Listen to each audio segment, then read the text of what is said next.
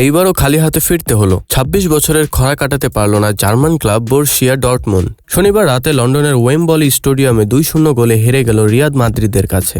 ১৯৮১ সালের পর champions league না হারার রেকর্ডটি অক্ষুণ্ণ রাখল রিয়াল। শেষবারের জন্য রিয়ালের জার্সি পরে খেলতে নেমেছিলেন মার্কো রয়েস আর টনি ক্রস।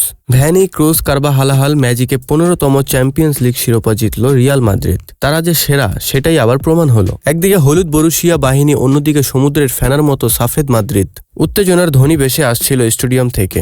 যদি জার্সির রং ভিন্ন না থাকতো তাহলে সবাই ভেবে নিত বরুসিয়া রিয়াল মাদ্রিদ, কারণ মাদ্রিদের মতো একের পর এক কাউন্টার অ্যাটাক করেছে তারা। চ্যাম্পিয়ন্স লিগের ফাইনালে প্রথমার্ধে রিয়াল মাদ্রিদ পাত্তাই পায়নি। বরুসিয়া ডর্টমুন্ডের কাছে প্রথম ১ ঘন্টার কোনো সুযোগও তৈরি করতে পারেনি রিয়াল মাদ্রিদ। ফুলক্রুগের একটি শট পোস্টে লেগে প্রতিহত হয়। পাশাপাশি গোলরক্ষক থিবো কোর্তোয়া ক্রাতা না হয়ে দাঁড়ালে প্রথমার্ধে ২ গোলে এগিয়ে যেতে পারত ডর্টমুন্ড, কিন্তু তা হয়নি। তীব্র উত্তেজনায় চলতে থাকলো খেলা, ঠিক যেন সারা বিশ্ব বিশ্বকাপ ফাইনাল দেখতে বসেছে। বারবার সবাই খুঁজল টনি ক্রসকে, কারণ এটাই তার শেষ দেখা।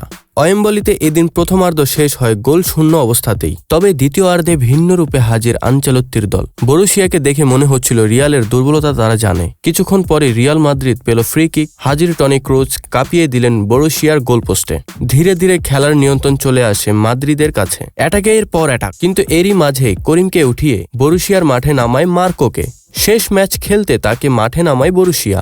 ভুলের মাসুলও দিতে হয় তাকে। ৭৪ মিনিটে ক্রুজেরই বাঘ খাওয়ানো কর্নার থেকে হেডে রিয়ালকে এগিয়ে নেন ড্যানি কারভাল। উল্লাসে মেতে ওঠে সাদা ঢেউ। ঠিক ৯ মিনিট বাদে অর্থাৎ ৮৩ মিনিটে প্রতিপক্ষ রক্ষণের ভুলের সুযোগ কাজে লাগিয়ে ২-০ করেন ব্রাজিলিয়ান স্ট্রাইকার ভিনি। সেই সঙ্গে শেষ হয়ে যায় ডর্টমুন্ডের ম্যাচে ফেরার স্বপ্ন।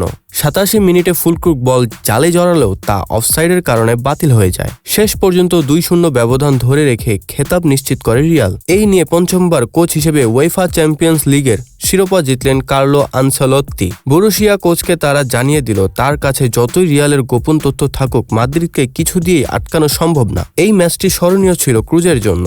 ইউরোপীয় ও বিশ্বব্যাপী প্রতিযোগিতায় রিয়াল এখন পর্যন্ত মোট ৩৩টি শিরোপা জয় লাভ করেছে, যার মধ্যে ১৫টি ইউরোপিয়ান কাপ শিরোপা, ২টি উয়েফা কাপ শিরোপা এবং ৫টি উয়েফা সুপার কাপ শিরোপা রয়েছে।